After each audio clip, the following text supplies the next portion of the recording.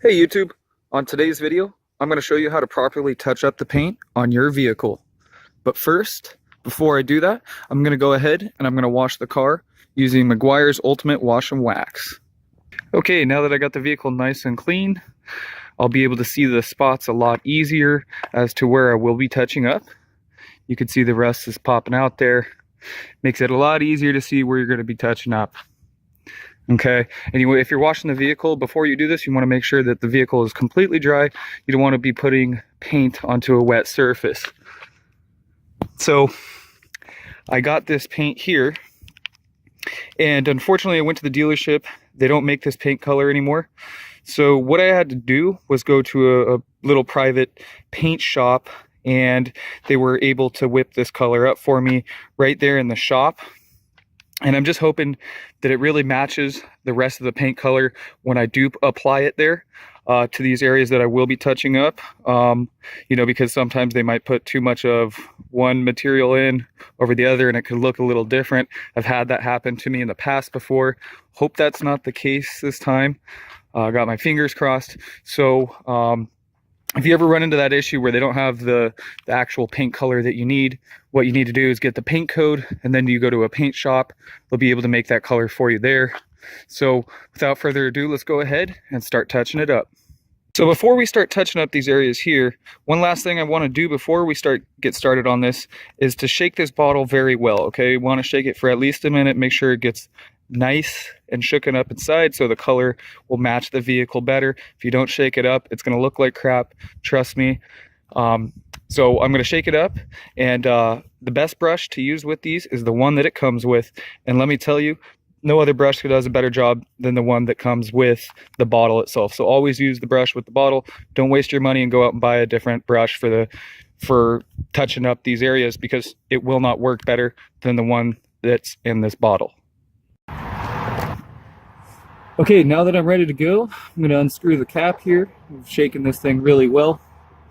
And what I'm going to want to do is, because you see, you'll get some drip on the end of this brush. So what I'm going to do is just slightly wipe it off back into here. It's always better to have less on the brush than more. And the reason for that is because of the fact that I don't want this to start dripping and it's going to look like crud if I do that. So I just do it with a little bit on the brush, and I'll just start slowly painting it on here. You want to be really precise about this. You just want to get the problem areas. You can see it's touching up nicely. When I need more on the brush, just put it back in here. Just wipe that excess off the brush there.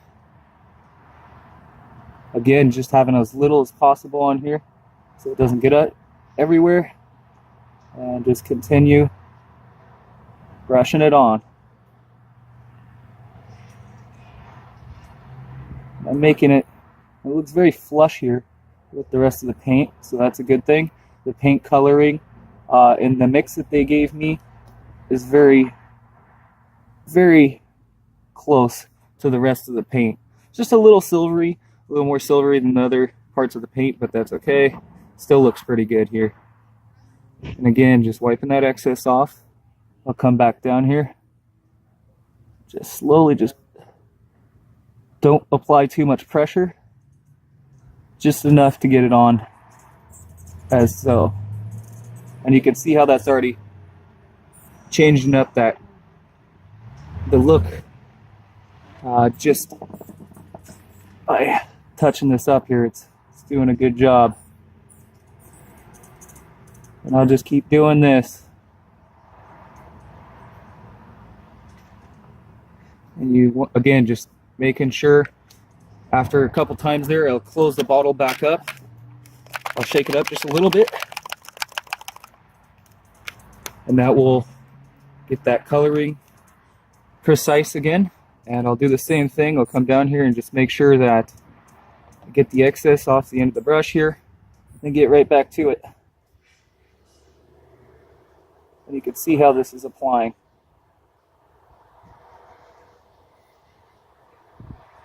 Again, just gentle strokes of the brush over the problem areas. Just going And see how it's not really smearing anywhere else on the paint. It's not dripping at all. That's what you want. And again, that's why I say do with, make sure that you're getting that excess paint off the end of the brush each and every time. So what I'm going to do is I'm going to finish this one section up here, and I'm going to go ahead and shut off the camera and then finish up the rest of it and show you what it looks like at the end here. Okay, so here's my finished results of touching up the paint on my truck.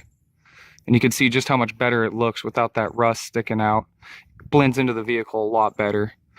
So when you're brushing this, you want to make sure that you're using your hands very lightly over the paint, that you don't get any drip, because when you start applying too much pressure, paint will start to drip, and that's a pain to try to clean that up. And you want to make sure every couple times you're using the brush, every couple times you dip the brush back into the bottle, that you want to close it up and shake it up again, because the paint will start to settle and the color will start to change. So you want to keep that consistent color as you're touching up the paint on your vehicle. One last thing I do want to mention is that you want to make sure to allow the paint a good 24 hours of drying before you go ahead and wash your vehicle again. Thank you everybody for watching, and until next time.